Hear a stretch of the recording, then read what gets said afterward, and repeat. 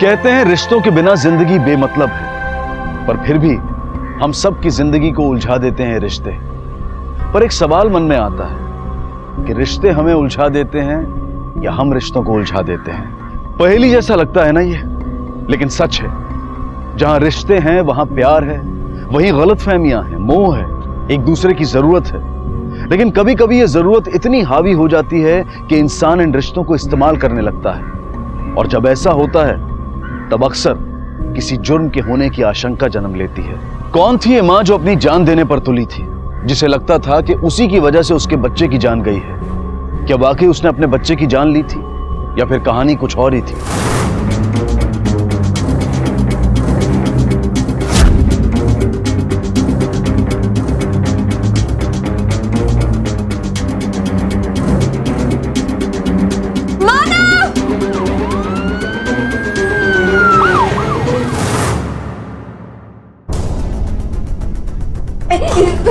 मेरे बच्चे को ढूंढिए प्लीज, बचा लीजिए मेरे बच्चे को। पता नहीं मेरा बच्चा कहाँ चला गया, प्लीज प्लीज मेरे बच्चे को बचा लीजिए। अच्छे से चेक करो, ऊपर देखो ऊपर।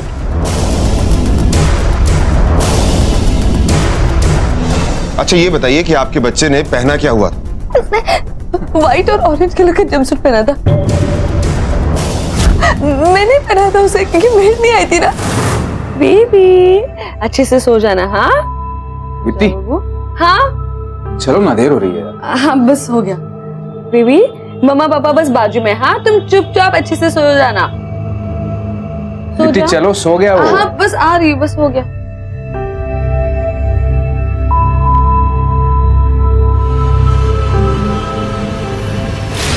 आप अपने 5 महीने के बच्चे को घर पर अकेला छोड़कर चले? सर पड़ोस में ही गए थे,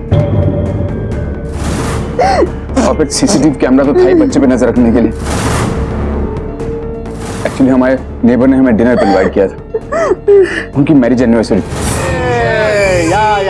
thank you thank you thank you.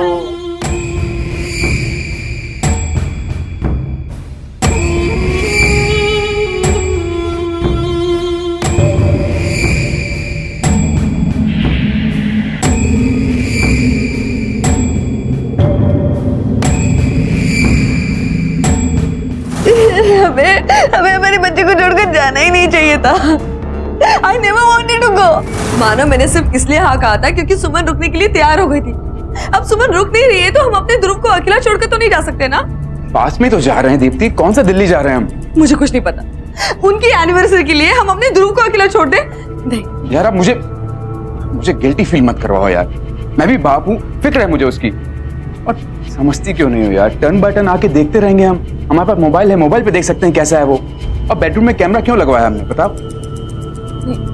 मेरा मन नहीं मारा, मुझे नहीं जाना। Listen to me.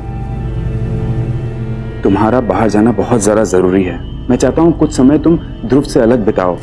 So sorry, माफ कर दो प्लीज। सर, घर में फोर्स एंट्री हुई है, मेन डोर से नहीं लेकिन बैक डोर से। और बेबी कॉट पर जो सीसीटीवी कैमरा लगा हुआ है वही वाईफाई से चलता है, किसी ने डिसेबल करके रखा है। और फैसिलिटी भी नहीं है रिकॉर्डिंग के, तो हमें फुटेज भी नहीं मिल सकता। आपने कैमरा लगवाया लेकिन रिकॉर्डिंग फैसिलिटी नहीं, क्यों? सर कभी सोचा ही नहीं कि जरूरत पड़ेगी। और मोबाइल पे हम देख सकते हैं कि बच्चा सेफ है कि नहीं।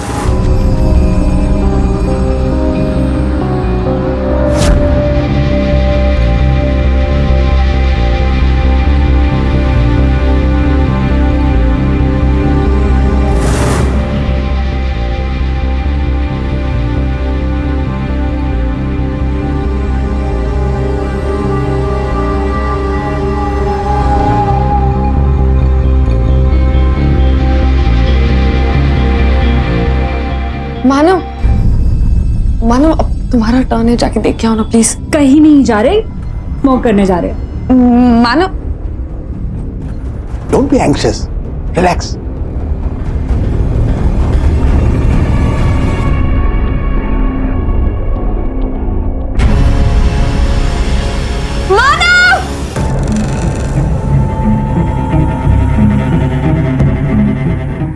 ये कनेक्शन किसने निकाला? वाईफाई किसने निकाला है?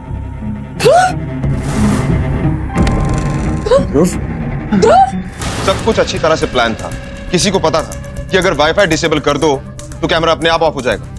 यह भी हो सकता है कि किसी की नजर आपके घर पर हो, कोई अपना कोई करीबी। क्या मतलब? सुजीत, इस बच्चे की तस्वीर को चारों तरफ सर्कुलेट करवाओ और इस एरिया के जितने भी सीसीटीवी कैमरा है सबकी फुटेज चेक करो, बारीक से बारीक चीज नोट करो। जाओ। आप ये बताइए, पिछले 2-3 हफ्तों में आपके घर में कोई आया था? I mean, कोई इलेक्ट्रिशियन, प्लम्बर या कोई रिश्तेदार? मुझे ऐसा कुछ पता नहीं, मेड को पता होगा, वो ही दिन भर घर में रहती है। सर, वो मेरे पति का ना तबीयत ठीक नहीं था, इसके लिए मैंने रात में आने के लिए मना कर दिया। साहब, मुझे कहाँ पता था कि ये लोग बच्चे को अकेला घर पे छोड़कर जाएंगे। मुझे लगा ये लोग पार्टी में नहीं जाने वाले हैं। आप ही बताओ ना साहब, ऐसे बच्चे को अकेला छोड़ के कोई जाता है क्या? हमें घर की तलाशी लेनी है। पर क्यों साहब, मैं तो शाम से घर पे ही हूँ। क्यों? छुपाने जैसा घर में कुछ है क्या? साहब, वो घर पे नहीं है। नहीं है मतलब? बीमार है ना, फिर भी घर पे नहीं है? चौकीदारी की नौकरी है साहब, छुट्टी कहाँ मिलती है? सर, अंदर कुछ भी नहीं मिला। शायद छोड़ के मत जाना। आपने आखिरी बार अपने बच्चे को मोबाइल पर देखा ठीक 12:45 पर,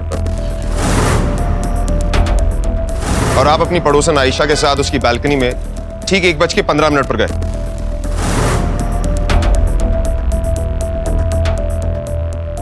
आपने कोई अजीब सी बात नोट की? शायद घर के आसपास कोई घूम रहा हो। दरअसल सर, मैंने थोड़ी ज्यादा ही पी ली थी, इतना ध्यान नहीं था मेरा। बच्चे को आखिरी बार आपने देखा था ना? हाँ, मोबाइल पर। वो सो रहा था?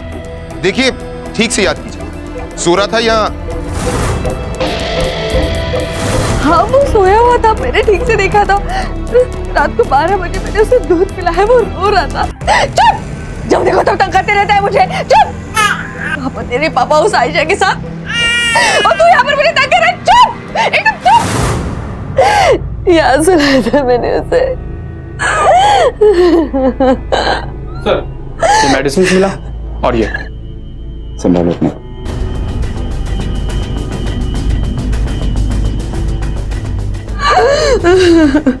ये दवा आपकी है? कल शाम को ली थी ये दवा आपने? अगर मैं गलत नहीं हूं तो ये डिप्रेशन की दवा है। माइल्ड पिल से, और डिप्रेशन भी माइल्ड है। पोस्टपार्टम डिप्रेशन, यही है ना आपको? हाँ, अक्सर औरतों को प्रेगनेंसी के बाद हो जाता है, लेकिन पॉइंट ये है कि ये दवा आपने शराब पीने से पहले ली। तो क्या हुआ? सिर्फ 1-2 ग्लास ही तो पिया था मैंने ज्यादा तो नहीं पी थी ना। शायद आपको पता नहीं, ये दवा शराब के साथ लेना ठीक नहीं, सीधा दिमाग पर असर करता है। कहाँ कुछ याद रहेगा आपको? यहाँ मेरा बच्चा खोया है और आप मेरे प्रिस्क्रिप्शन के बारे में बात कर रहे हैं। आपको समझ में नहीं आता कि मेरा बच्चा खोया है, वहाँ पर जाके ढूंढिए ना मेरे बच्चे को।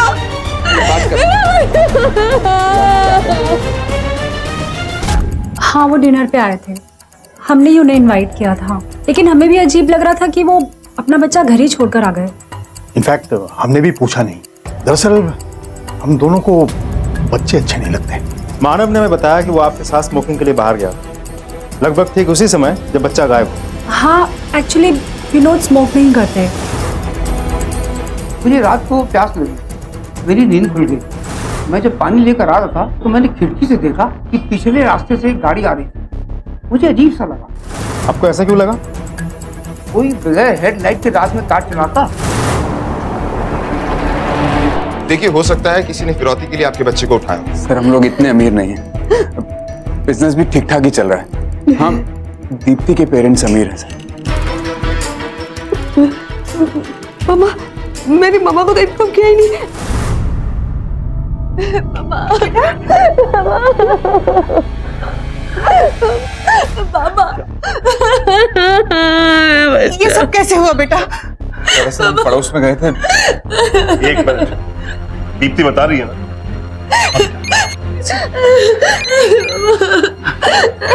हेलो हेलो, दीप्ति, आपकी किसी से कोई दुश्मनी? नहीं सर। सी देखिए, हो सकता है कि आपकी दुश्मनी के चलते किसी ने आपके नवासी को किडनैप कर लिया। अच्छा, ये बताइए कि आप अपने दामाद को जरा सा भी पसंद नहीं करते, राइट? जी हाँ, मैं अपने दामाद को पसंद नहीं करता हूँ, वो मेरी बेटी के लायक ही नहीं है। और आपका नवासा? ये कैसा सवाल है? भले ही वो मानव का खून है, लेकिन he is my first grandson. मैं उसके लिए कुछ भी कर सकता हूँ। I love him very much. थोड़ी देर आराम कर ले बेटा।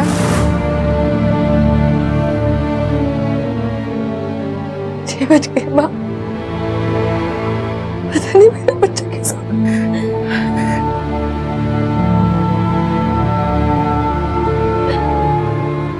ले बेटा दवा खा ले, थोड़ा आराम मिलेगा।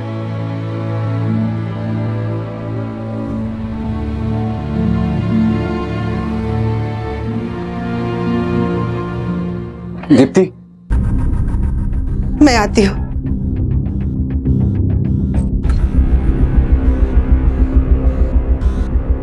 दीप्ति, मैं जानता हूँ कि इस वक्त तुम्हारे ऊपर क्या गुजर रही है। सब तुम्हारी वजह से हुआ है, सब तुम्हारी वजह से हुआ है। बहुत शौक था ना तुम्हें उस आयशा के घर जाने का, उसके घर पार्टी करने का। देखो क्या हो गया, हमारा बच्चा खो गया, हमने हमारा बच्चा खो दिया। सब तुम्हारी वजह से हुआ। क्यों किया ऐसा तुमने? मेरी गलती, मुझे नहीं जाना चाहिए था मेरे बच्चे को छोड़ के।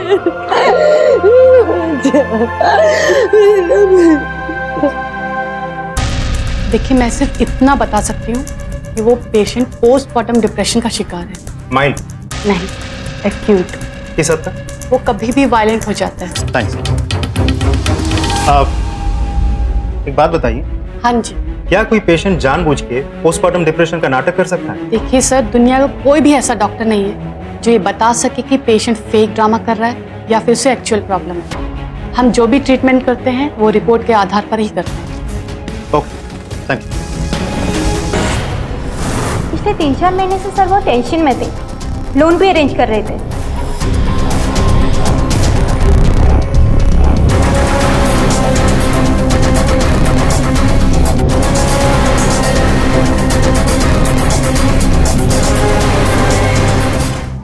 मुझे माफ कर दो दीदी, अगर मैं कल रात रुक जाती तो ये सब नहीं होता।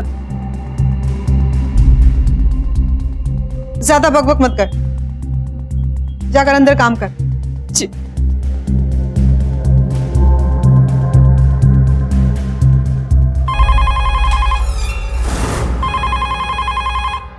रुकिए, हो सकता है किडनैपर का कॉल। उसे कम से कम 30 सेकंड के लिए अपनी बातों में उलझाए रखिए ताकि हम उसे ट्रेस कर सकें। रिकॉर्डिंग शुरू करो।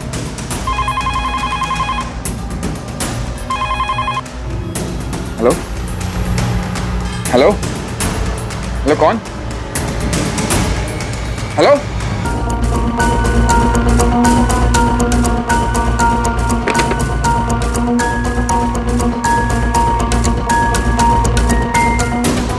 सुमन, इधर आओ।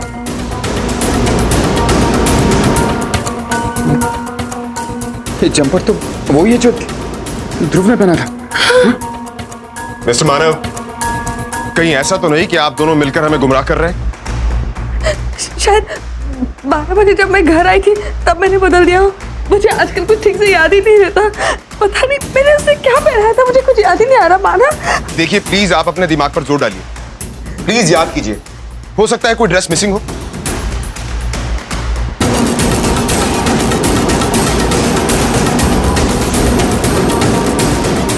दीप्ति, बेटा आराम से खोजो, मिल जाएगा। टेडी बेयर वाला, माँ मैंने टेडी बेयर वाला नाइट सूट पहना था उसे। हाँ मुझे याद है। सुजीत, इस इंफॉर्मेशन को भी सर्कुलेट करवाओ। पहले ही हमारे हाथ से बहुत टाइम निकल चुका है। पता नहीं वाकई में इस औरत को याद नहीं या फिर जानबूझकर हमें गुमराह कर रही। सर, दीप्ति के डॉक्टर ने हमें बताया कि उसकी डिप्रेशन माइल्ड नहीं है, कभी भी वायलेंट हो सकती है। इसका मतलब हो सकता है कि उसे याद ना हो। एक तो डिप्रेशन की दवा और ऊपर से शराब, कहाँ कुछ याद रहता है। अच्छा, वो मानव के बारे में कुछ पता चला? सर, उसके बिजनेस डूबने के कगार पर है, बहुत बुरी हालत है। उसने अपने लैपटॉप से पोस्टमार्टम डिप्रेशन के बारे में काफी जानकारी हासिल की है सर। यहाँ तक कि एक माँ कैसे अपनी बच्ची को मार सकती है उसे ये तक पता था। ये मानव जरूर हमसे कुछ छुपा रहा है। सुजीत, हो सकता है पैसे के लिए इसी ने अपने बच्चे को खुद ही किडनैप करवाया और इसकी बीवी भी इसके साथ शामिल है। लेकिन सर, फिरौती के लिए अभी तक एक भी कॉल नहीं है। और अगर ये प्लान उन दोनों में से किसी का भी होता, पहले से ही कैसे पता होता कि नौकरानी छुट्टी लेने वाली है? सर, कहीं ऐसा तो नहीं कि नौकरानी भी पूरे प्लान में शामिल है? सर, हम नजर रखे हुए हैं उस पर। सुजीत, ये भी तो हो सकता है कि दीप्ति ने डिप्रेशन में अपने ही बच्चे को मार दिया और मानव उसे बचाने की कोशिश कर रहा है।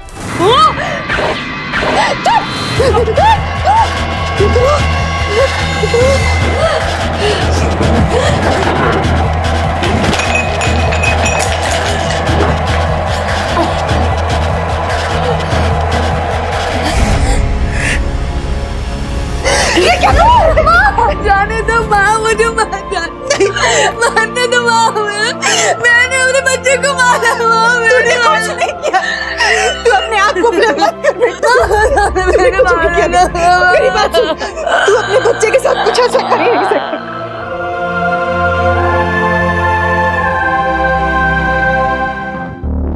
आपका बिजनेस डूब रहा है और आपको लोन भी नहीं मिला।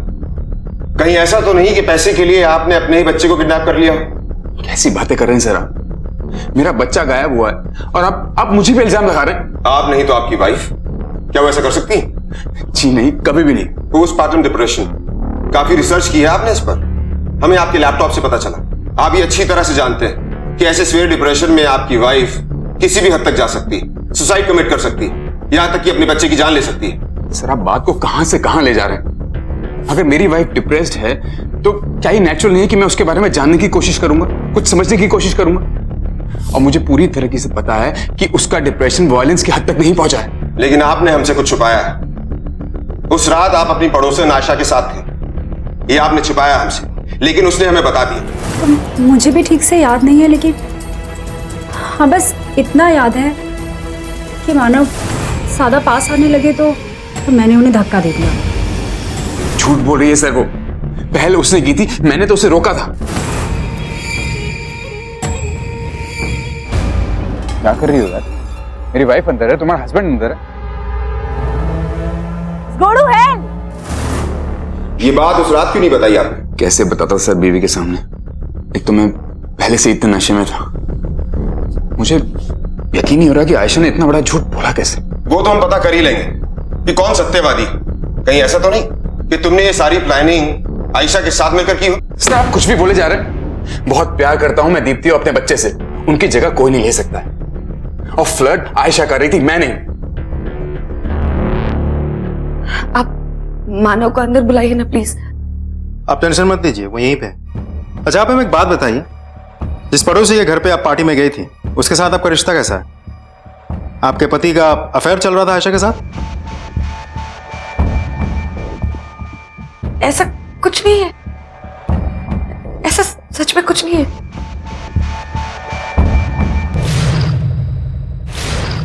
आपने हमें बताया था कि आपको माइल्ड डिप्रेशन है, लेकिन आपके डॉक्टर ने बताया कि आपको सीवियर डिप्रेशन। इस डिप्रेशन में आप कुछ भी कर सकती। कहीं ऐसा तो नहीं कि आपके हाथों कुछ हो गया हो? कहीं ऐसा तो नहीं कि आपके पति ने आपको बचाने के लिए हमें कहानी बनाकर सुनाई हो? मैंने कुछ नहीं किया। मेरी बात सुन, तू अपने बच्चे के साथ कुछ ऐसा कर ही नहीं सकती। मैंने कुछ नहीं किया, मैंने कुछ नहीं किया। मैं अपने बच्चे को बहुत प्यार करती हूँ, मैं उसे मार नहीं सकती। मैंने कुछ नहीं किया, मैंने कुछ नहीं किया। नहीं, मैंने कुछ नहीं किया। पोस्टमार्टम डिप्रेशन यानी कि बच्चे के जन्म के बाद उसकी मां को होने वाला डिप्रेशन। दीप्ति इसी दौर से गुजर रही थी। हमारे देश में इस डिप्रेशन के बारे में बहुत कम अवेयरनेस है। बच्चे को जन्म देने के बाद हर औरत इससे गुजरती है। कुछ में ये फेज बहुत छोटा होता है तो कुछ औरतों के लिए ये दौर बेहद मुश्किल होता है। इसी अवस्था में घर से बच्चा गायब हुआ था। पुलिस को शक था कि इस केस में पति या पत्नी या दोनों ही शामिल हैं। पोस्टमार्टम डिप्रेशन भी उन्हें एक झूठी कहानी ही लग रही थी। दिन गुजरते गए लेकिन बच्चे के मिलने के कोई आसार नजर नहीं आ रहे थे और ना ही बच्चे के माता पिता का इस केस में शामिल होने का कोई सबूत मिला था। और सबसे अचरज की बात तो यह थी कि फिरौती के लिए अब तक किसी का फोन नहीं आया था। पुलिस को लगा कि अब यहां कुछ मिलने की उम्मीद नहीं है। उनकी मानव के घर पर से नजर हटी और वही हुआ जिसकी पुलिस राह देख रही थी। बेटा थोड़ा सा तो खा लो, नहीं तो तबीयत खराब हो जाएगी तुम्हारी। इतनी खाली पेट दवाई कैसे लोगे? थोड़ा खा लो ना प्लीज। आपको मेरी बेटी की अगर इतनी फिक्र होती तो रात पार्टी पे अपने साथ क्यों लेकर गए थे आप? देखिए आप हम दोनों के बीच में नहीं बोलेंगे तो एहसान होगा आपका। मैं भी जानता हूँ, ये भी जानती हैं आप कितना हेट करते हैं मुझे। अगर मेरा बस चलता ना तो ये शादी में कभी होने ही नहीं देता। और एक बात बताइए, आज तक आपने मेरी बेटी को दिया क्या? हाँ? सिर्फ लेना है आपको, लेना। ऐसी कौन सी सोने की ईंटें दे दी आपने अपनी बेटी को? और कौन सा बाप अपनी बेटी की रस्सी में हेल्प नहीं करता बताइए? चुप करिए आप। मेरी बेटी की हालत खराब है और इस समय ये सब बातें। अरे दीप्ति बेटा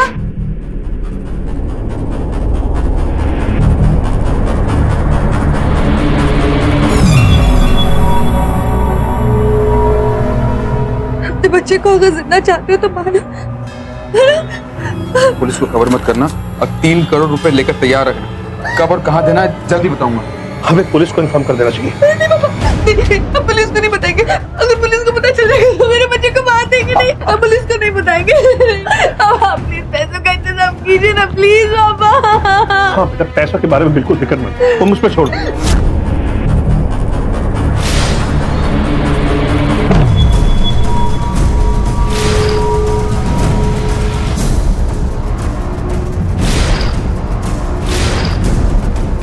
तुमने तो डरा ही दिया। रवि, रवि कहाँ? ध्रुव, ध्रुव, रवि, ध्रुव, रवि, बैग, बैग कहाँ?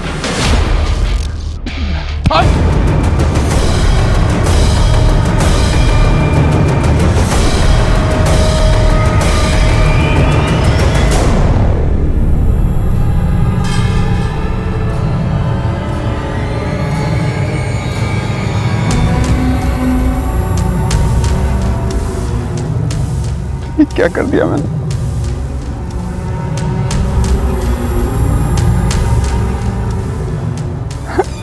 Hello police. इतनी बड़ी बात आपने हमसे छिपाई क्यों? सर हम सब डर गए थे, धमकी ऐसी थी सर, अगर वो बच्चे को कुछ कर देता तो अब क्या हुआ? पैसे भी गए और बच्चा भी नहीं मिला। देखिए ठीक से सोचिए, याद कीजिए, आपने उसका चेहरा देखा था, कुछ तो याद होगा आपको।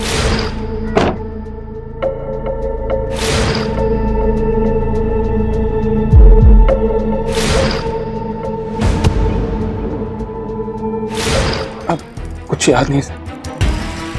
ठीक है, फिलहाल हम जा रहे हैं। अगर आपको कुछ भी याद आए तो प्लीज हमें इन्फॉर्म कीजिएगा। चलो। सुजीत, मानव अपनी गाड़ी से निकला, दूसरी गाड़ी की तरफ बढ़ा, लेकिन अपने पैसों का बैग वो अपनी ही गाड़ी में छोड़कर गया। क्यों? बिना पैसे दिए तो उसे बच्चा मिलने वाला था नहीं। सर कहीं ऐसा तो नहीं कि मानव को पहले से ही पता था कि दूसरी गाड़ी में कौन बैठा है? उसको लगा होगा प्लान के मुताबिक पैसे मिलते ही बच्चा वापस मिल जाएगा, लेकिन उस आदमी ने एंड मोमेंट पर उसे धोखा दिया। मानव की हर बात में मुझे झूठ की बू आती है। ये जरूर इस केस में इन्वॉल्व है। इसके फोन रिकॉर्ड्स निकलवाओ, अच्छी तरह से चेक करो। अगर उसमें कुछ ना मिले तो मुझे शक है कि इस किडनैपिंग को अंजाम देने के लिए इसने किसी दूसरे नंबर का इस्तेमाल किया है।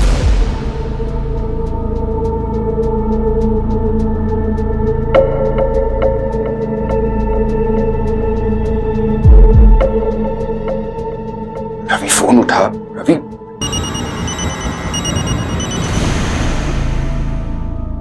उस आयशा से बात कर रहे थे ना यहाँ पर छुपकर। अरे उससे कुछ पूछना था। दीप्ति मेरी बात, दीप्ति मेरी बात तो सुनो। ऐसी कौन सी बात थी जो तुम्हें बाथरूम में जाना पड़ा मानव? बता मुझे। तुम्हारी वजह से हुआ है, तुम्हारी वजह से मेरे बच्चे Just relax, दीप्ति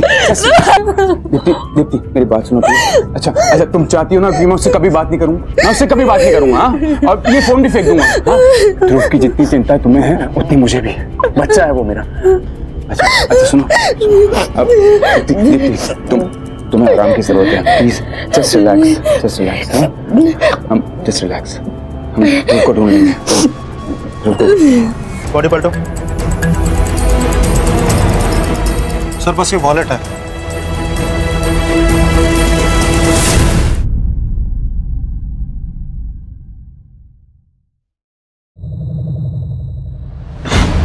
रवि, ये मर गया तो फिर ध्रुव का क्या होगा? क्या करूं? बस सर ये पोस्टमार्टम रिपोर्ट। खून कल रात को हुआ है 9 से 10 बजे के बीच। गला काट के खून किया गया है सर। हमने खबरियों को काम पे लगा दिया, फोटो भी सर्कुलेट कर दिया बॉडी का आइडेंटिफिकेशन के लिए। सर मानव आया मिलने के लिए, बुलाओ उसे। Okay sir. सर ये फोटो देखिए सर, ये वही आदमी है जिसने उस दिन मेरे सर पर वार किया था सर। लेकिन उस दिन तो तुमने कहा था कि तुम्हें इसका चेहरा याद नहीं। हाँ सर उस दिन मेरे सर पे चोट लगी थी, एकदम शॉक में था, सब कुछ धुंधला सा दिख रहा था। लेकिन आज जब मैंने इसकी फोटो अखबार में देखी तो फिर मैंने अपने दिमाग पे जोर डाला तो याद आया। सर यही था वो आदमी, मुझे पूरी तरीके से विश्वास है सर। और सर इसको मैंने अपने घर के आसपास भी देखा। Are you sure? Yes sir. Sujit, sir इनके घर के आसपास पूछताछ करो। हो सकता है किसी ने देखा हो, शायद दीप्ति ने देखा हो। Okay sir. अगर इस आदमी ने मेरे बच्चे का किडनैप किया है और अगर ये मर चुका है तो मेरा बच्चा कहाँ है? कहाँ है मेरा बच्चा? आप लोग नए नए सवाल लेकर आते हो, मेरे बच्चे को क्यों नहीं ढूंढते आप लोग? हाँ, आप लोग को समझ में नहीं आता कि 1 साल से नहीं ढूंढा है मेरा बच्चा। एक मिनट, आप शांत हो जाइए।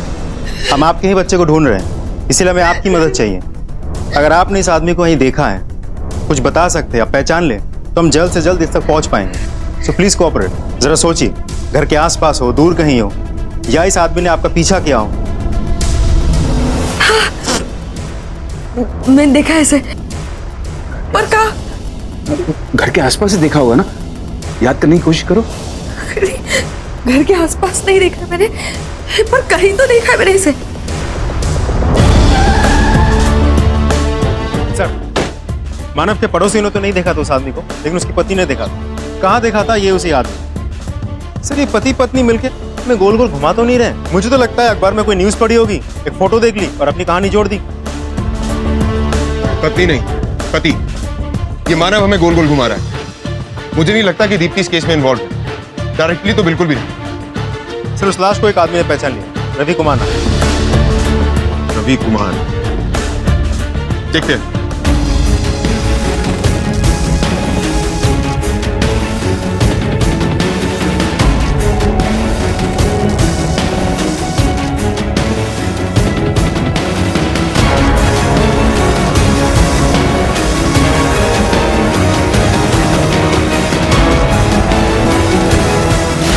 ये सब मेरे बच्चे का नहीं, पर ये नाइट सूट ध्रुव का, ये मेरे बच्चे का है। मेरा ध्रुव का। माना ये सब क्या हो रहा है? कहीं मेरे बच्चे को उसने मेरे बच्चे को मार तो नहीं दिया? नहीं, कुछ नहीं होगा दीप्ति, कुछ नहीं होगा उसे। नहीं, मुझे नहीं, ये मेरे बच्चे का है, छोड़ो। प्लीज, ये सारी चीजें हमें फॉरेंसिक लैब भिजवानी है। मानो मेरे बच्चे का है, मानो मेरे बच्चे का है, ये मेरे बच्चे का है। देखिए, हमें इस घर की तलाशी लेनी है। हमारे पास सर्च वारंट है।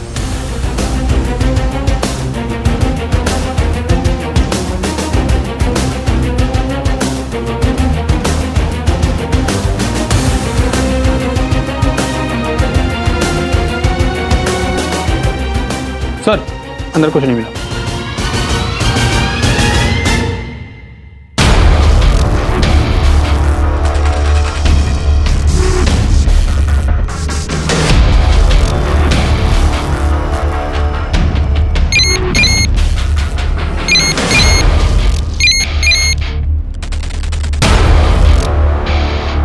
हेलो, किडनैपर को तुम्हारा प्राइवेट नंबर कैसे मिला मानव? मुझे कैसे पता? तो मुझे ये बताओ कि ये प्राइवेट नंबर रखने की जरूरत क्या थी? देखिए पापा, वो पड़ोस की आयशा है ना, उसी के साथ बात करने के लिए लिया होगा। और क्या? कुछ भी बोली जा रही। समझ में ये नहीं आ रहा कि अगर ये नंबर सीक्रेट था तो किडनैपर को मिला कैसे? ये फोन हमें कुरियर से मिला, जिसमें सिर्फ एक नंबर था। जब नंबर डाल किया तो पता चला कि वो आपका है, और इस कुरियर के साथ एक चिट्ठी भी थी। इस बार 5 करोड़ रुपए मांग रहे हैं। मुझे कैसे पता? आप सब लोग मुझ पे किसे पूछे, किसे ब्लेम करे? बता ना मानव। तुम ही जिम्मेदार हो। तुम हमेशा से नालायक रहे हो और रहोगे। देखिए, वो मेरा भी बेटा है। मैं ऐसे कैसे? सुनो मेरी बात सुनिए, चुप हो जाइए आप। हमें इतना तो पता चल गया ना कि हमारा ध्रुव जिंदा है। अब ये सोचना है कि करना क्या है। 5 करोड़ रुपए का इंतजाम करना है या पुलिस को बताना? पापा, पापा कुछ कीजिए ना प्लीज पापा। ठीक है, मैं ही कुछ करता हूँ। बस एक बार किडनैपर्स का फोन आ जाए तो हम हमारे ध्रुव को उनके चुंगल से छुड़ा कर देंगे। शक की सुई मानव पर अटकी हुई, लेकिन शक ये भी है ये जो बंदा मरा है रवि, ये भी शायद मानव के साथ इन्वॉल्व था। लेकिन इस थ्योरी के लिए हमारे पास कोई सबूत नहीं। सुजीत, एक काम करते हैं, इस पति पत्नी से अलग अलग पूछताछ करते हैं। पति के मुंह से सच उगलवाने की कोशिश करते हैं और बीवी को याद दिलवाने की कोशिश करते हैं कि उसने रवि को कहां और कैसे देखा था। Okay sir. देखिए, याद करने की कोशिश कीजिए, आपने रवि को कहां देखा था? काश कि मुझे याद रहता। मेरे डिप्रेशन की वजह से मैं हमेशा कंफ्यूज रहती हूँ, कुछ याद ही नहीं रहता मुझे। इसका आपके पति से कोई कनेक्शन किसी भी तरह से? देखिए, आप अपने पति को बचाना चाहती हैं या आप अपने बच्चे को?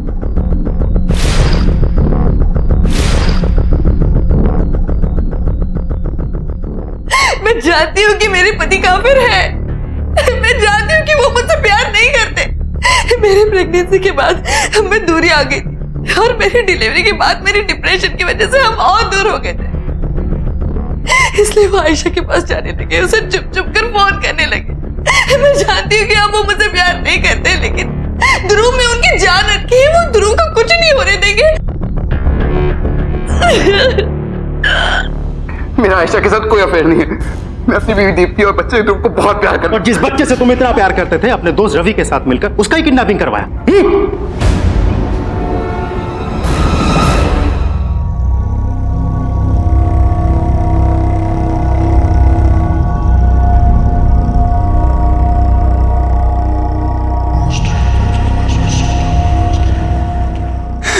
मैं नहीं चाहता था कि मेरे बच्चे को कुछ हो।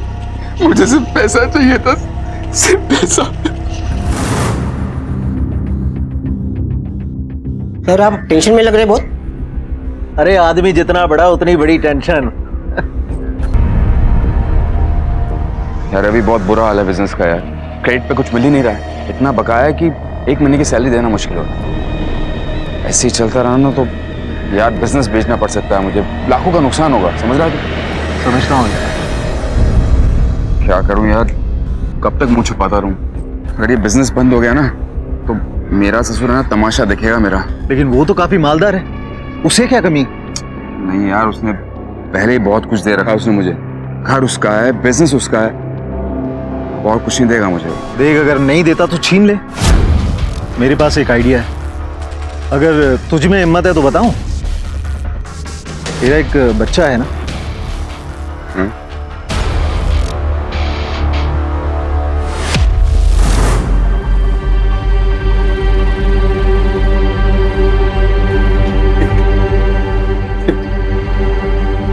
ये सब मैंने अपने बिजनेस को बचाने के लिए किया, अपने फ्यूचर के लिए किया, अपने बच्चे के लिए किया।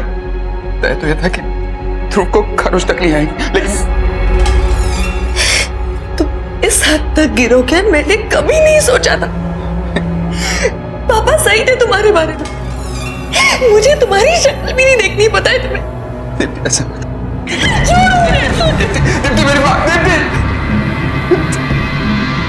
मानव का प्लान उल्टा पड़ गया। रवि ने उसे धोखा दिया, उसके पैसे लेकर भाग गया। फिर रवि का किसी ने खून कर दी, मतलब कोई और भी शामिल है इस प्लान। मास्टर प्लान उसी का लगता है। अगर बच्चा जिंदा है तो उसी के पास होगा, लेकिन वो है कौन? सर, एक बात बतानी थी आपको। कुरियर से एक फोन आया था और फिरौती की मांग भी की है। इस बार 5 करोड़ रुपए मांगे। ये फोन हमें कुरियर से मिला, साथ में चिट्ठी भी। इस बार 5 करोड़ रुपए मांग रहे हैं। देखिए, अभी भी देर नहीं हुई। अभी भी आपके बच्चे को बचाया जा सकता है, लेकिन आपको हमारी मदद करनी होगी। आपने जो इंफॉर्मेशन हमारे साथ शेयर की है वो आप किसी से शेयर नहीं करेंगे, अपने माता पिता से भी नहीं। ओके, सही।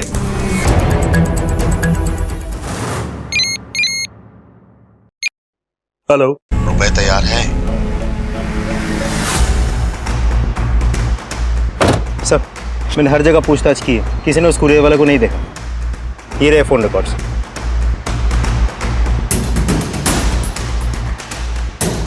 इस एक नंबर पर बार बार कॉल किया गया है, मतलब इस किडनैपिंग में कोई और भी इन्वॉल्व है।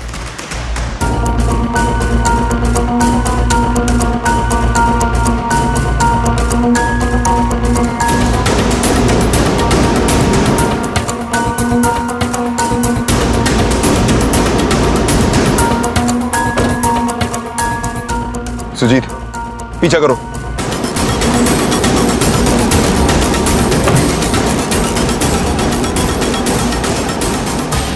हमें किडनैपर के बारे में कुछ इंफॉर्मेशन मिली। हमें पता है आपने उसे कहां देखा।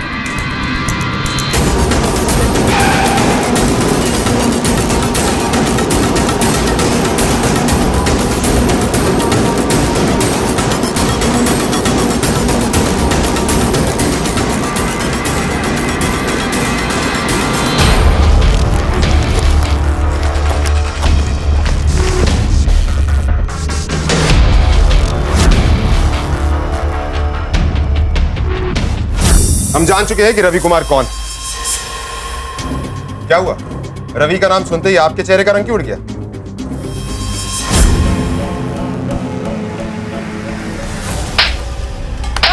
बोल, बता सच क्या है? सर, अपनी से कम उम्र के आयशा से शादी करके मैं खुश नहीं था सर। मुझे नहीं पता था कि ये शादी इतनी फ्रस्ट्रेटिंग हो सकती। वो हर एक से फ्लर्ट करती थी सर, मानव से, यहां तक कि मानव के ससुर से भी। यही बात से मैं और वीना करीब आए। बड़े अजीब लोग हैं ना, सोचते हैं कि रिश्ते सिर्फ जवानी से ही जुड़े होते हैं। आप जैसे मैच्योर वुमन को समझ पाने की ना इस इंसान में औकात ही नहीं। अब आप ही बताइए, रिश्ते क्या सिर्फ जिस्मानी होते हैं?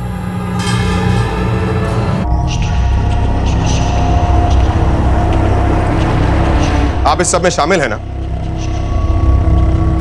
ये मेरी माँ है, ये मेरे बच्चे को क्यों किडनैप करवाएगी? हमारे पास इनकी कॉल रिकॉर्ड्स हैं। इनके नंबर से बार बार आपके पड़ोसी विनोद को कॉल किया गया, किडनैपिंग की रात को भी।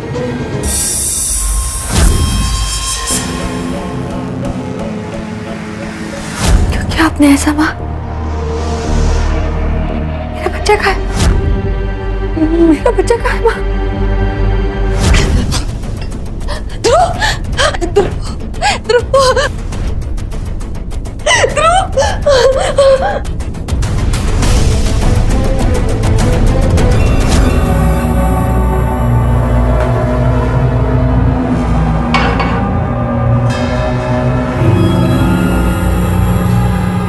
बोलो। मेरे पति की नजर में मेरी कोई कीमत नहीं थी। औरतों से फ्लर्ट करने की बीमारी थी। और आयशा तो बेटी की उम्र की थी, पर उन्हें शर्म आए तब तो। ऐसे में मुझे विनोद मिले, अच्छे लगे। हम दोनों एक दूसरे के साथ रहने के बारे में सोचने लगे सर। मैंने दीप्ति के पापा से कहा कि मुझे डिवोर्स चाहिए, तो धमकी दी कि एक फूटी कौड़ी तक नहीं मिलेगी तुझे। पैसा तो आयशा के पास ही था ना सर, उसे छोड़ देता तो मैं तो कंगाल हो जाता ना। सारी प्लानिंग मेरी थी सर। रवि दूर के रिश्ते से मेरा कजन था। तभी आपकी बेटी दीप्ति ने कहा कि उसने रवि को पहले शायद कभी देखा है, पर वो बहुत पहले की बात है, इसीलिए दीप्ति को कुछ याद नहीं। रवि आवारा था, दीप्ति के पापा को बिल्कुल पसंद नहीं। फिर दीप्ति के घर की एक एक चीज मुझे पता थी सर। मुझे ये भी पता था कि वो कब पड़ोस के घर में गए। मैं पिछले दरवाजे से घुस गई, वाईफाई ऑफ किया। बच्चा जगा हुआ था, पर अपनी नानी को पहचानता था, इसलिए रोया नहीं। मैंने उसे गोद में उठा लिया। मैंने रवि को बोला कि दरवाजे पर कुछ तोड़फोड़ कर दो, ताकि लोगों को लगे कि कोई जबरदस्ती घर में घुसा है। इस मानव को अपने साथ कैसे इन्वॉल्व किया? मुझे मेरे दामाद की कमजोरी पता थी सर। यही सोचकर मैंने उसका इस्तेमाल किया, ताकि उसे भी सजा मिले। मेरी बेटी को धोखा दे रहा था, यही सोचकर मैंने ये सारी प्लानिंग की। 3 करोड़, इसके 3 हिस्से होंगे, एक तुम्हारा, एक मेरा और एक वीना जी का। मुझे मंजूर है, और इसकी शुरुआत मुझे मानव से दोस्ती करने से करनी है। यस। रवि तो इस जुर्म में तुम्हारा पार्टनर था ना, तो फिर उसे क्यों मार दिया? क्योंकि वो हमारे प्लान को छोड़कर बाहर निकलना चाहता था सर। जो भी है 3 हिस्से करो और बच्चे को छोड़ दो। 5 करोड़ मिलने के बाद इतनी आसानी से ये सौदा नहीं जाने देंगे।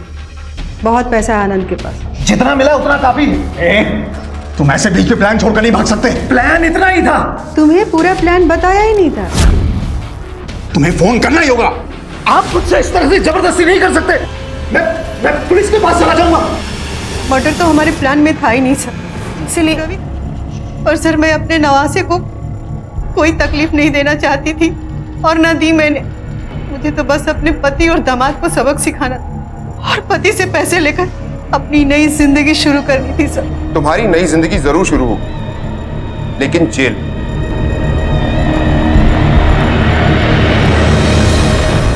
जिंदगी में आगे बढ़ने की ख्वाहिश, बहुत कुछ पाने की चाहत रखना बिल्कुल गलत नहीं है। हर इंसान गुजरे हुए कल से बेहतर आज चाहता है। हर कोई बेहतर जिंदगी, बेहतर लाइफस्टाइल चाहता है। अगर एक रिश्ता असफल हो जाए तो नए रिश्ते के साथ जिंदगी को शुरू करने में कुछ गलत नहीं, लेकिन अगर उस रिश्ते की बुनियाद जुर्म पर रखी जाए तो फिर वही होता है जो विनोद और वीना के साथ हुआ। दीप्ति जो वैसे ही डिप्रेशन में थी, उसके 2 सबसे करीबी अपनों ने उसे धोखा दिया था। वैसे तो कुछ हद तक हम सभी खुदगर्ज हैं, लेकिन ये बेहद जरूरी है कि हमारी खुदगर्जी इस हद तक कभी ना बढ़ पाए कि हम दूसरों को तबाह करने लगे, क्योंकि सच्चाई ये है कि दूसरों को तबाह करते करते हम खुद ही तबाह होते हैं। इंसान की जिंदगी में 3 चीजें अक्सर बहुत ही उलझी हुई होती हैं। उसका दिल, दिमाग और तकदीर। दिल कुछ चाहता है, दिमाग उसे पाने के रास्ते तलाश करता है, लेकिन होता वही है जो तकदीर को मंजूर होता है। ऐसी एक उलझी हुई कहानी हम आपको दिखाने जा रहे हैं, जो है दिल्ली की रहने वाली चित्रा मालविया की। उसने भी जिंदगी से वही खुशियां मांगी जो हम सब मांगते हैं, लेकिन तकदीर ने उसे वो दिया जिसकी उसने कभी कल्पना भी नहीं की थी। उसकी जिंदगी की एक कहानी पुलिस की एफआईआर बुक में एक केस के तौर पर दर्ज हुई और दिल्ली पुलिस के सामने आई अब तक की वो सबसे मुश्किल चुनौती बनी जिसका सामना शायद ही उन्होंने पहले कभी किया था।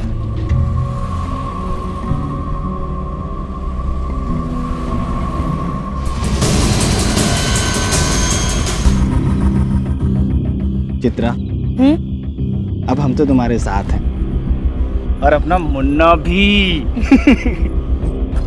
अब भगवान से क्या मांगोगी? मैं मांगूंगी कि आप और मुन्ना हमेशा मेरे साथ रहें। वो तो हमेशा तुम्हारे साथ रहेगा, है ना मुन्ना? हमेशा। सर, इसी जगह एक्सीडेंट हुआ था और जब एक्सीडेंट हुआ था तब करीब सुबह के 5 बजे थे। तब कोई चश्मदीद गवाह नहीं था, लेकिन एक आदमी ने उन्हें देखा था हादसा होने के बाद। बुलाओ। इधर आओ। नमस्ते साहब। नमस्ते। क्या देखा तुमने? हम नाइट ड्यूटी करके साहब घर लौट रहे थे, तकरीबन सुबह के 5 बजे होंगे। हमने देखा खून में सने हुए कुछ लोग पड़े हैं साहब, तो हमने 100 नंबर पे कॉल कर दिया। और कोई गाड़ी देखी? नहीं साहब।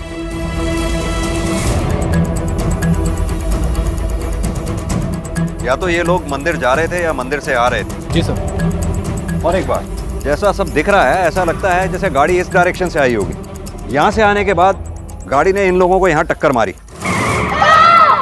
टक्कर मारने के बाद वो अपना कंट्रोल खो बैठा और जाकर ये इस पेड़ से जा टकराई।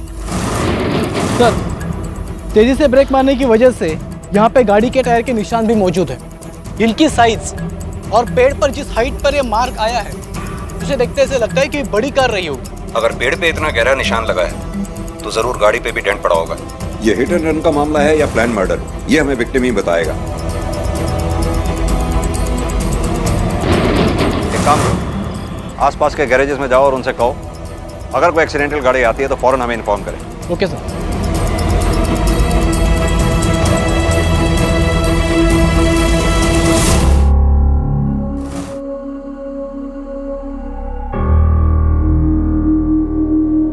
मेरा पति। अरे क्या कर रही हैं आप? आपको उठने की परमिशन नहीं है। बताइए ना, वो लोग ठीक है ना? हम आपके पति को नहीं बचा पाए।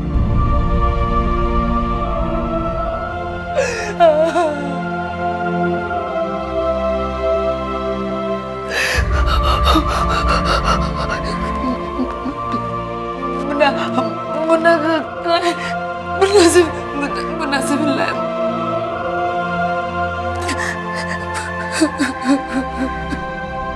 एक लापरवाह ड्राइवर एक महिला और उसके पूरे परिवार को अपनी गाड़ी की पहियों के नीचे कुचलकर भाग गया था। इस हादसे में उस महिला के पति की मौत मौके पर ही हो गई थी और उसका मासूम बच्चा अब भी खतरे से बाहर नहीं था। उसी रात एक और घटना घटी जिसमें दिल्ली जयपुर हाईवे पर एक व्यक्ति की चाकुओं से गोदकर हत्या कर दी गई। अलग इलाकों में घटी थी और घटनाओं की वजह भी अलग थी, लेकिन फिर भी ये दोनों एक दूसरे से जुड़ी हुई थी।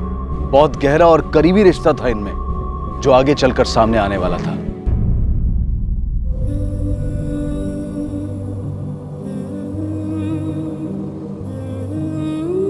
इसे काफी गहरी चोट लगी है। हमने इसे बचा तो लिया, लेकिन ये अब कभी देख नहीं पाएगा।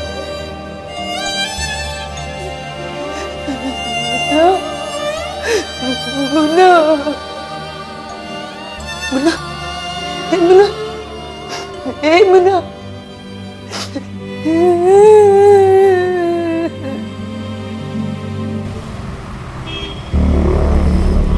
हम आपकी हालत समझ सकते हैं। वो क्या है, केस की तहकीकात करने के लिए हमारे लिए कुछ बातें जानना बहुत जरूरी होता है, जैसे गाड़ी किस रंग की थी, नंबर क्या था या कौन चला रहा था, कुछ भी जो आपने देखा हो। कुछ नहीं देख पाई, बस गाड़ी चलाने वाले को देखा था। कौन था वो?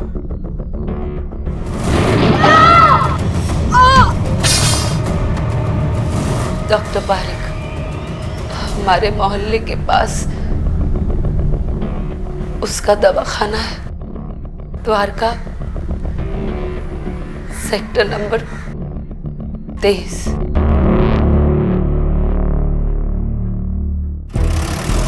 मुझे लग रहा है ये मामला सिर्फ एक्सीडेंट का नहीं, कुछ और भी है जो उससे जुड़ा हो सकता है। कोई खास वजह सर? हाँ, चित्रा का बयान।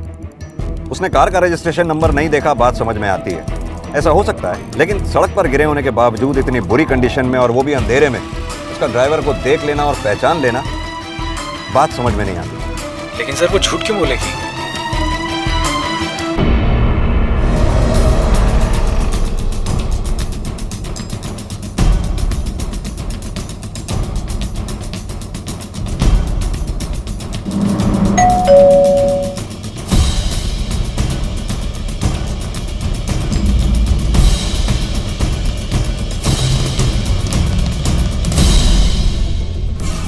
कल से घर नहीं लौटे हैं, कहाँ है मालूम नहीं। आपके फादर कल से घर नहीं लौटे हैं और आपने उन्हें ढूंढने की या पुलिस की मदद लेने की कोई जरूरत नहीं समझी।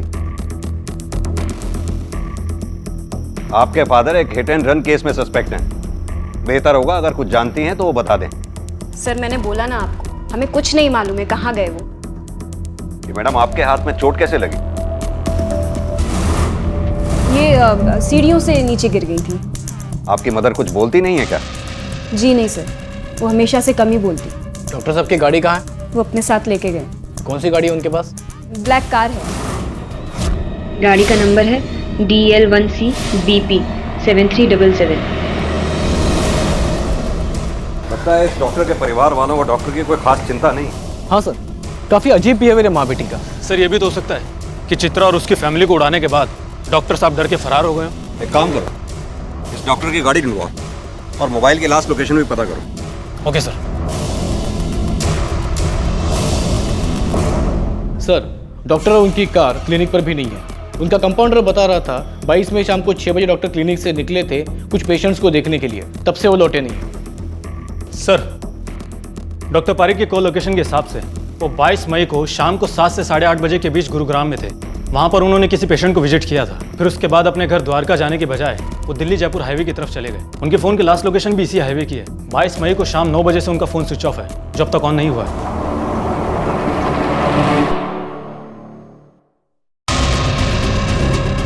डॉक्टर पारिक दिल्ली से बाहर कहीं या फिर जयपुर जाने वाले थे? नहीं सर, हमें नहीं पता।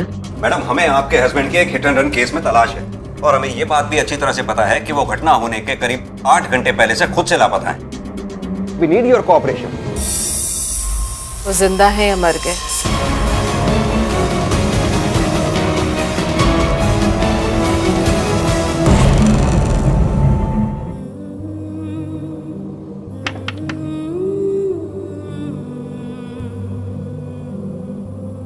आखिर खाई गई ना मेरे बेटे को तू, और मेरे पोते को अंधा कर दिया। जो हुआ उसमें मेरी गलती है?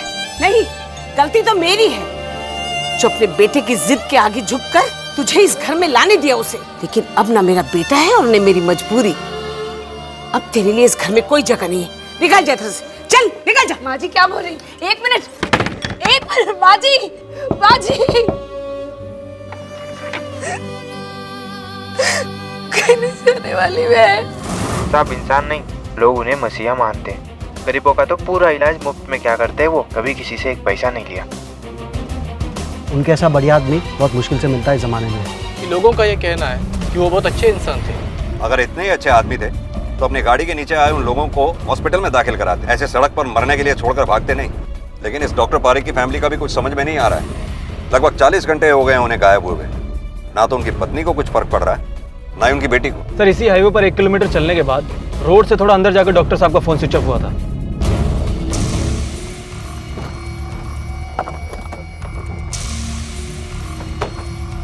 सर यही वो लोकेशन है जहाँ पर डॉक्टर पारिक का फ़ोन स्विच ऑफ हुआ था। एक काम करो, देखो सब लोग क्या मिलता है। Okay sir.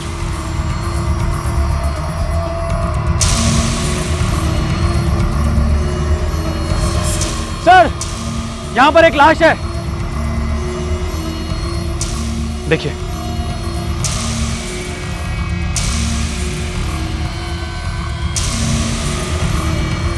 एक काम करो, आसपास अच्छी तरह से छानबीन करो, कुछ ना कुछ सबूत के तौर पर जरूर मिलेगा, मर्डर वेपन वगैरह या कुछ भी। Okay sir. और हाँ, इनकी गाड़ी भी देखो। चलो भाई। हो सकता है कहीं आसपास ही हो। जी सर।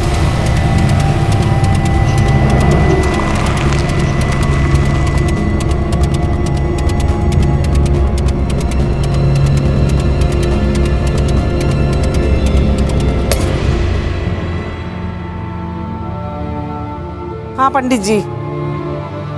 हाँ नहीं, वो बेटे का श्राद्ध करना है ना, तो उसलिए मैंने। तू? ये मेरे पति का घर है और इसके पिता का।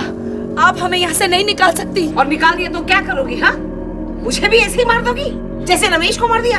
आप बार बार वही चीज क्यों दोहरा रही हैं? आपसे कितनी बार कहा है कि वो एक हादसा था, उसमें मेरी कोई गलती नहीं है। हटिए, हटिए। आप हमें नहीं निकाल सकती, हमारा घर है ये।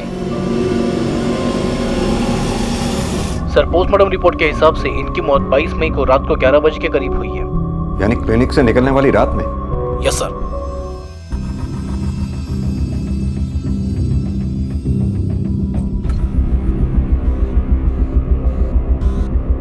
Is this necessary sir? Mummy की थोड़ी सी तबीयत खराब है। मुझे नहीं पता अपने फादर की लाश को आइडेंटिफाई करना आपकी नजर में कितना जरूरी है, but yes, this is necessary. Legal procedure है, आपको पूरा करना होगा।